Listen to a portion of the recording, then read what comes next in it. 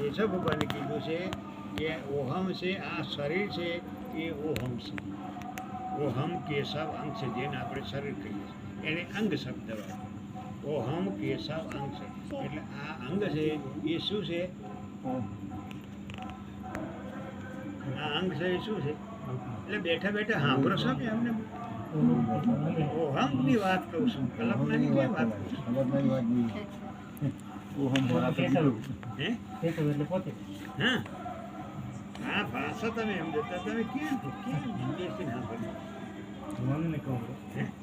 વાત કરીને હા હા એમની પણ ઓહમ કેશવ અંગ છે કીધું ને એટલે તમે પોતે છો. પણ કેશવને અમે સાબિત તો કરવો પડે ને, એની વાત. ઓહમ કેશવ અંગ હે. કેશવ ભગવાને શું કીધું? આ અંગ જે જુઓ છો ને એ હું કેશવ છું.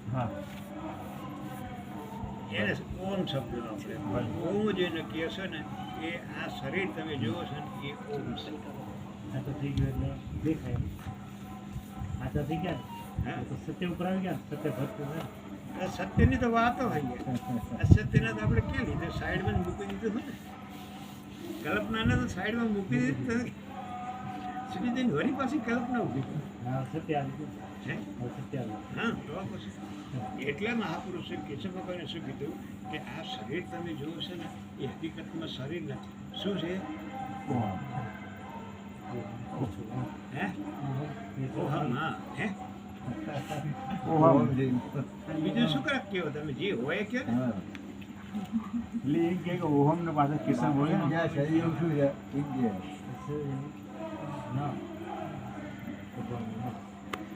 ના એટલે આ ઓહમ છે ને એ કેશવ છે. કેશવ છે એ આપણે છીએ. ઓહમ છે તમે પોતે જ છો એમ કે તમે પોતે જ છો. બીજા ના લે કોઈ પણ નામ પરવાર ક્યાં પુરુષોત્તમ ભગવાન પોતે નામ. આ કેશવ જ છે, સમજી લેવું.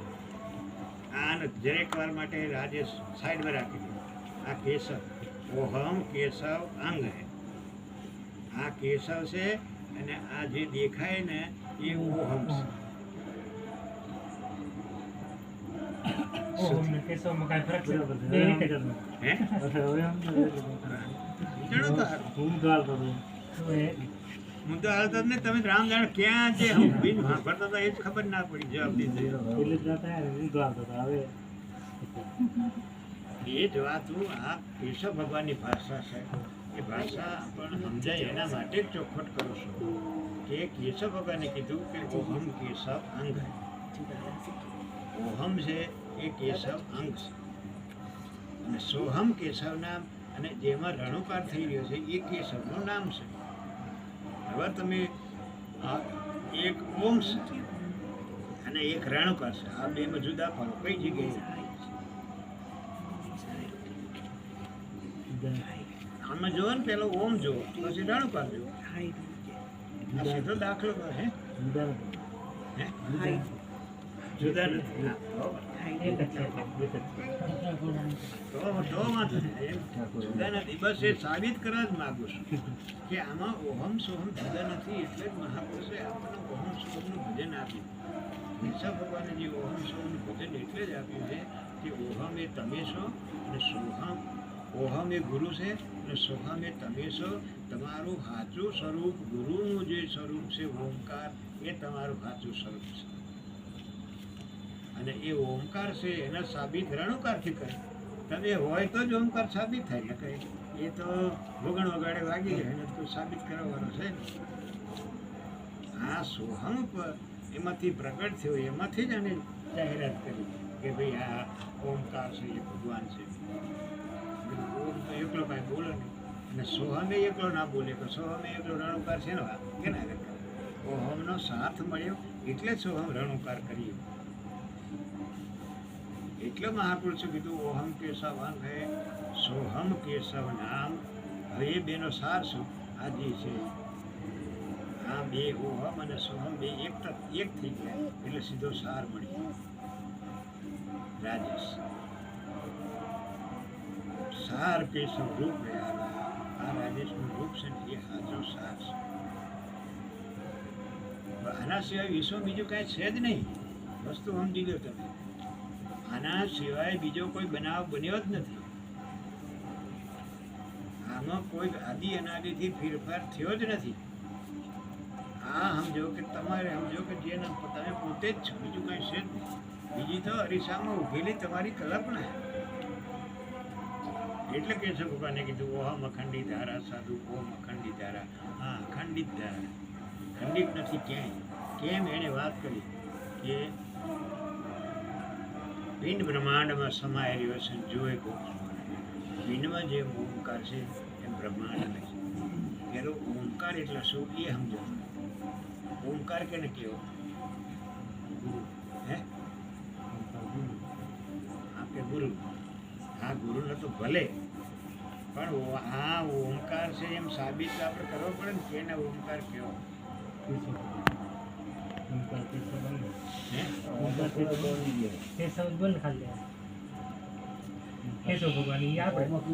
હા બરાબર, પણ મારે સીધો ઓમકારનું સ્વરૂપ શું છે એ જોવું છે. ઓમકાર કેને કેવો? આને કીધું પિંડ બ્રહ્માંડમાં સમાઈ રહ્યું છે. પિંડ બ્રહ્માંડમાં એવું શું સમાઈ રહ્યું છે જેના મહાપુરુષે ઓમકાર કીધું? ખાલી વાત છે. કાલ આપણે વાત કરી તમે સતલોકમાં જાઓ એટલે ત્યાં શું સંભળાય? કોકનું કીધેલું ના કહો. કાલે આપણે સત્સંગ તે એનું કહો. તમે કોકનું સાંભળેલું લઈ આવશો તો અમે નહીં ચાલે, નપાસ થાય. મારા અંદરથી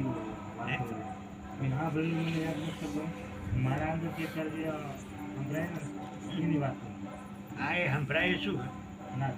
હે નાદ બ્રહ્મ. હા, એમ ચોખ્ખું તો મેં નામ સાંભળ્યું. નાદ બ્રહ્મ એટલે નાદ બ્રહ્મ એટલે બ્રહ્મનો નાદ. બ્રહ્મનો નાદ એટલે ઓમકારનો નાદ. આ ઓમકાર જેને કહીએ છીએ ને એ બ્રહ્મનો નાદ છે. વસ્તુ મારે એ જ કહેવું કે પિંડ બ્રહ્માંડમાં જો હમાયરી હોય એ નાદ બ્રહ્મ હોય ને એને બ્રહ્મનાદ કહીએ. આ જેને ઓમકાર કહીએ છીએ એ શું છે? એ તમે ઢીલા ના પડો. અમે નાદ બ્રહ્મ કે તો નામ કેમ આવ્યું? નાદ હાલ તો બોલે. હા, એને પછી શરીર આવી ગયું. નાદ બ્રહ્મ બોલે તો પાછા વાર નામ પછી ભરતું છે નાદ.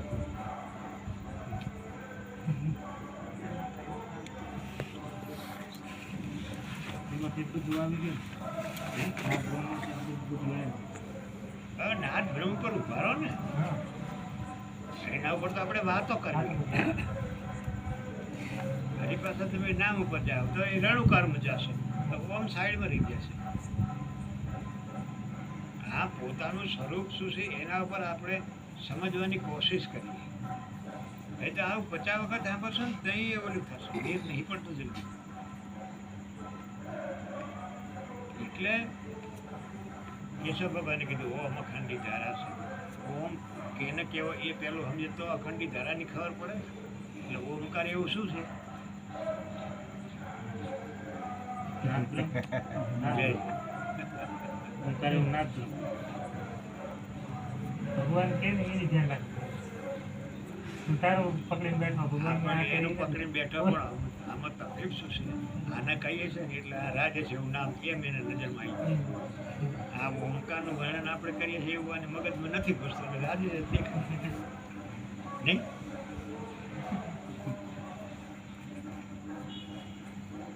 એટલે કેશવ ભગવાને કીધું પિંડ બ્રહ્માંડમાં સમાય. પહેલું વસ્તુ સમજી લ્યો, ઓમકાર એટલે નાદ, બ્રહ્મનો નાદ જે થઈ રહ્યો ને એના મહાપુરુષોએ ઓમકાર કીધો. અખિલ બ્રહ્માંડમાં વાગી લેવું. કોઈ જગ્યા એવી નથી કે જ્યાં નાદ ના હોય. એના મહાપુરુષોએ ઓમકાર કીધો છે. એટલે અખિલ બ્રહ્માંડ એટલે આમ જ જોઈ લો, કોઈ જગ્યા એવી છે કે જ્યાં નાદ બ્રહ્મનાદ ના થતો હોય. આમ જુઓ ને, તમારે આમ જુઓ કે અહીં જુઓ. બ્રહ્મનાદ. હે બ્રહ્મનાદ ચાલુ. ચાલુ હોય આ વાગી રહ્યો એને કે ચાલુ. આ વગણ વગાડી વાગી રહ્યો એને જોતો નહીં. આ ચોટીમાં જ ખાલી ઊભો. હવે સત્ય દેખાય તો એ જોતો નહીં. હા, દેખાય. બધું દેખાય. સત્ય. શું દેખાય? નાદ. નાદ દેખાય કે ઓમકાર દેખાય? ઓમકાર કયો કે નાદ કયો એ એક જ છે. એક જ તો એટલે કે છે ભગવાને કીધું કે પિંડ બ્રહ્માંડમાં પિંડમાં અને બ્રહ્માંડ હરંગ જોઈ લો. પિંડ બ્રહ્માંડમાં સમાઈ રહ્યો છે જોવે કોક જોનારા, એકવાર નજરમાં આવે તો હો જાય ભવજલ પાર. એક વખત નજરમાં આવી જાય કે આ વગણ વગાડે વાગી રહ્યો છે એ શું છે? નાદ બ્રહ્મ છે. હે બ્રહ્મનાથ. હા બ્રહ્મનાદ છે. તો બ્રહ્મનાદ હરેક જગ્યાએ, કોઈ જગ્યાએ એવી છે કે જ્યાં ના હોય? હરેક જગ્યાએ છે. વગણ વગા વાગી રહ્યો છે તો આને ક્યાંય જવા આપવાનું રહે? નક્કી થઈ જાય એટલે જવા આવવાનું ના. આ તો નક્કી કરાવવા તો કહીએ. હા, એ વગણ વગા અખિલ બ્રહ્માંડમાં વાગી રહ્યો ને એનું મૂળ આ છે. એનું મૂળ આ છે. અખિલ બ્રહ્માંડમાં આની સત્તા, તમારી સત્તા અખિલ બ્રહ્માંડમાં તમારા સિવાય બીજું કાંઈ નથી. ઓમકાર સિવાય કાંઈ બીજું નથી. ઓમકાર એટલે તમે, તમારા સિવાય બીજું કાંઈ નથી. એટલે કેશવ ભગવાને કીધું કે 14 લોક ને 21 બ્રહ્માંડમાં ઓમ હે વસનારા. 14 લોક ને 21 બ્રહ્માંડમાં આ તમારો નાદ થઈ ગયો. 14 લોક 21 બ્રહ્માંડમાં ઓમ હે વસનારા, રોમ રોમમાં રમી રહ્યો છે સાહેબ હે સોધારે. સોધારેથી રોમ રોમમાં આ રમી રહ્યો છે. એક રૂમાળું એમાં તો અને રવિ સાહેબે તો કીધું રોમ રોમમાં અનંત બ્રહ્માંડ. એક રોમની અંદર અનંત બ્રહ્માંડ છે. એવું આનો નાદ બ્રહ્મનો સત્તા છે સાહેબ, જેનો કેશવ ભગવાને ઓમકાર કીધો. એક રૂમની અંદર અનંત બ્રહ્માંડ હોય. આ કેટલા બ્રહ્માંડનો માલિક કહેવાય. એટલાને કીધું 14 લોક ને 21 બ્રહ્માંડમાં ઓમ હે વસનારા. રોમ રોમ એક વાર રોમ રોમમાં રમી રહ્યો છે સાહેબ હે સોધાર. આ સોધારમાંથી રમી. હવે આ શું કહે કે જમનું જોર જરી ના ચાલે જો ઓમ હોય જપના. જમનું જોર જરી ના ચાલે જો આ ઓમકાર છે એને જપાઈ જાય તો આ ઓમકારને કેવી રીતે જપવું? આ ઓમકાર છે હકીકતમાં શું છે? હા બ્રહ્મનાદ. બ્રહ્મનાદ એ કેનો નાદ છે?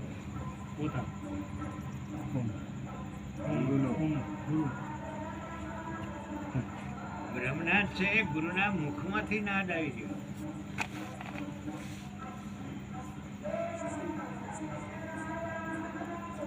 ગુરુના મુખમાંથી એવા જાય છે તમે જે સાંભળો એને જેને બ્રહ્મનાદ હે? ચોટીમાં નહીં ઓમકાર ગુરુના મુખમાંથી એવા જાય ને એટલે ઉકેલી બેઠા છે. ગુરુના મુખમાંથી જ ના આવે. એ વાત છે. નિરાકારમાંથી બ્રહ્મમાંથી અવાજ બહાર સત્ય સાકાર આવ્યો તે રેવા શબ્દ બને છે ને. હા તો ઓમકાર છે. હા હા એ કે છે જમનું જોર જરી ન ચાલે જો ઓમ હોય જપના. આવન જવન છૂટે ખંડાન પ્રેમે જપોને. કે છે ભગવાનની વાત કે જમનું જોર જરી ન ચાલે જો ઓમનું ભજન થઈ જાય તો. ઓમનું ભજન કેવી રીતે કરવું? ઓમ ઓમ કરીએ એ ઓમનું ભજન. હે સમરણ કરવું વધારે.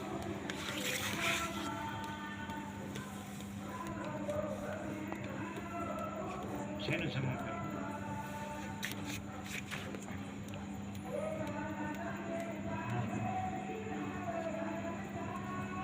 નાદનું કેવી રીતે કરે છે?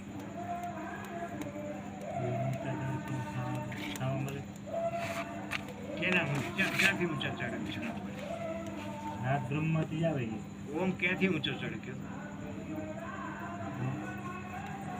તમે કીધું ને ઓમ ઊંચા ચડે ક્યાંથી ઊંચો ચડે? હા બધું નાભી શરીરથી તો શરીર વાત કરીએ તો ઉપર આપણે સતલોકમાં જઈએ. અત્યારે આપણે સતલોકમાં બેઠા એમાં નાભી ક્યાં?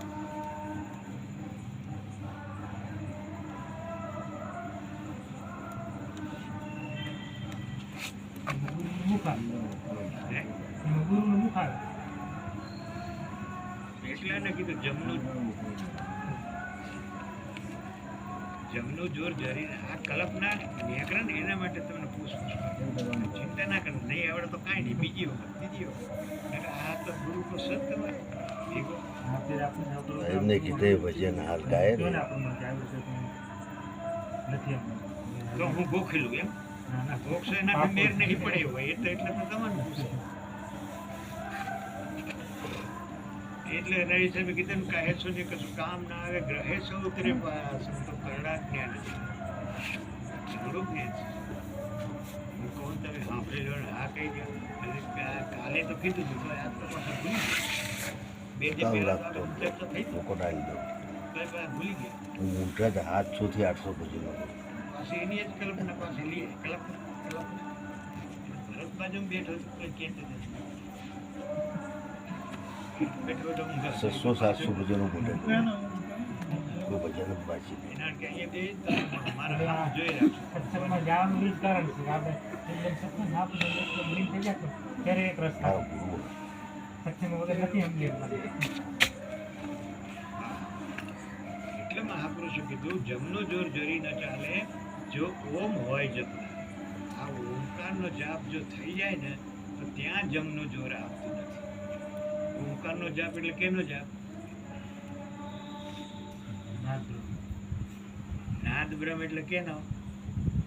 ગુરુ હા, આ તો ગુરુનો નામનો જાપ જપીએ ને તો એ ઓમકાર કહેવાય ને.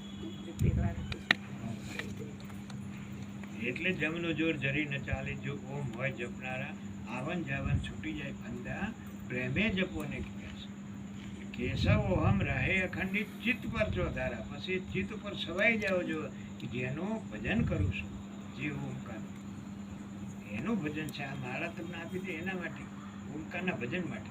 હવે તમે પાછા ભૂલી ગયા અરે નાદનું બ્રહ્મનું આનું તેનું કારણ કે આ પાછા ઓમ ઊંચા ચડશો અમારે હવે પાછા ના ભીમ જતા રહે.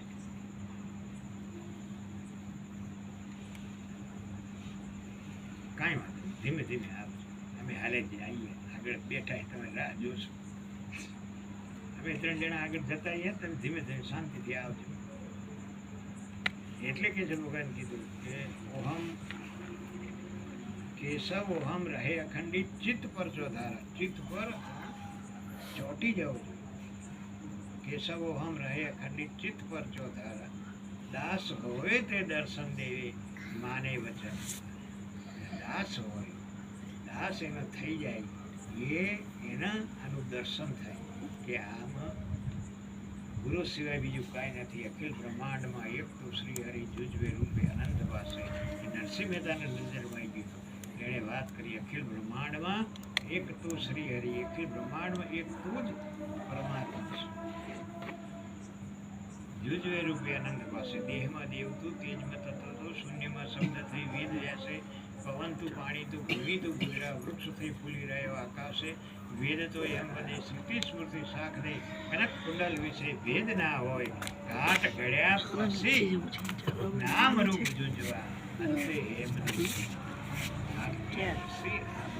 આખરે તો શું? 12:30 વાગે મૂકી જવું છે લઈ જાઉં ક્યાંનું કે લઈ જા હા લઈ જા આ બધા જુદા જુદા બધામાંથી દેખાય છે ને એટલે અલગ અલગ દેખાય.